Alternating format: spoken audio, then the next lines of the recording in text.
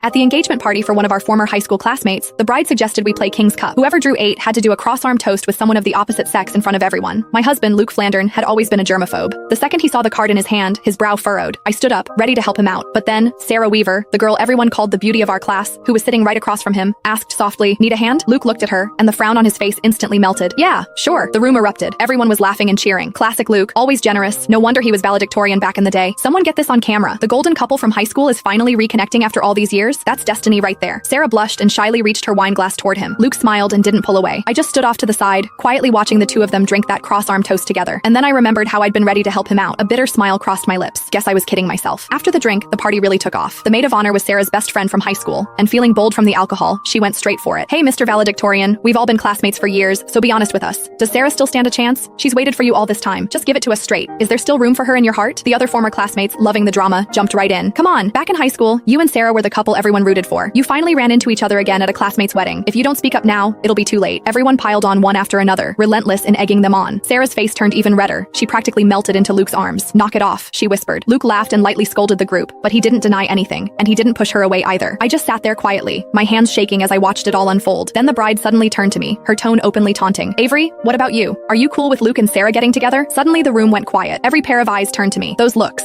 curious, mocking, hungry for a show, yanked me straight back 10 years, to the day Sarah confessed to Luke. I remembered it like it was yesterday. It was a sunny afternoon during gym class. In front of everyone, Sarah laid her heart out to Luke. At the time, Luke was already my boyfriend. Too embarrassed to turn her down directly, he shot me a helpless look. Acting on instinct, I stepped in front of him. "Sarah, Luke doesn't like you. Please stop putting him on the spot." Sarah froze. Her eyes went red, and tears immediately started streaming down her face. Luke's expression shifted too. Without a second thought, he shoved me aside and ran after her. The people around us immediately started whispering, "Avery's out of line, don't you think? What does who Luke likes have to do with her? She's such a busybody. For real, who does she think she is? Just because she sits next to Luke, she acts like she owns him." So gross. I stood there helplessly, trying to explain that I wasn't just his desk mate. I was Luke's girlfriend. But just then, Luke came back to grab some tissues. He heard what I said and stopped in his tracks. "She's joking." He said it to the classmates around us, defining our childhood sweetheart relationship of a year and 8 months with a single sentence. For that entire gym class, I endured the strange looks from everyone around me until I wished the floor would open up and swallow me. That night, I hid in my room and cried by myself when Luke knocked on my door. He apologized, saying he hadn't meant it that day. He just didn't want everyone gossiping about us, so he hadn't admitted we were together. He also said I shouldn't have been so harsh with Sarah. She had cried for a long time afterward, and he couldn't stand seeing her like that. In the end, he gave me a braided bracelet and made me a promise that once we graduated, he would officially tell everyone we were a couple. 10 years later, that braided bracelet was still wrapped around my wrist. I snapped back to the present. The bride was still defending her best friend. "Sarah, don't try to stop me. Back in high school, Avery was always causing problems. If she hadn't gotten in the way, you and Luke would have been together ages ago. You never would have had to wait this long. Avery ruined your happiness. Today, I'm getting to the bottom of this. Avery, answer me. Do you support Luke and Sarah being together or not?" The bride glared at me aggressively as